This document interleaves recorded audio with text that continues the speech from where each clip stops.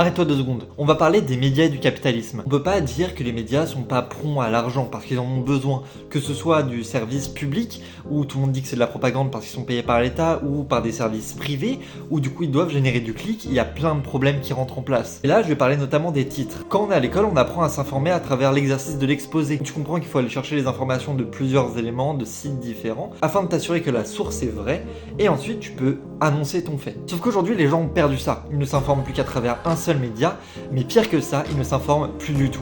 Aujourd'hui, les gens s'arrêtent au titre sans lire l'article. Et du coup, on arrive à beaucoup de problèmes de désinformation. On peut commencer avec le HuffPost, qui a fait ce post-là, et qui ne répond pas à la question. Et donc Manuel Bompard les a repris en disant qu'ils étaient en train, selon leur titre, de relayer une fake news.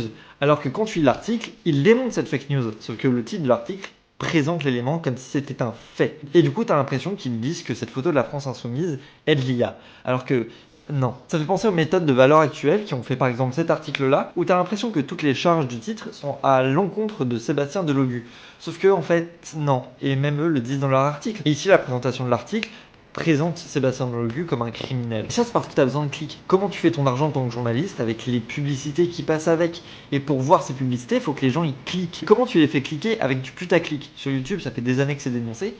Mais sur les médias, on ne dénonce pas assez. Les médias sont putaclic et du coup désinforment. Au-delà de ça, pour le besoin de thunes, on a les médias alternatifs. Ces médias qui font pas vraiment de la news, mais font du je m'intéresse. Par exemple, il y a Alerte Info que tout le monde connaît et qui dévoile la vie privée de gens. On parlera dans une autre vidéo de notion de vie privée de célébrité, mais pour l'instant on va parler de ça déjà. On sait aujourd'hui que l'affaire Michou Elsa, ça a annoncé beaucoup de sexisme. Et du coup Alerte Info s'empare de ça et continue d'alimenter un truc qui est fini il y a un bon moment. Le sujet de la neutralité journalistique a déjà été traité il y a longtemps. Maintenant il faut traiter du journalisme et de leur rapport à l'argent et à la vérité.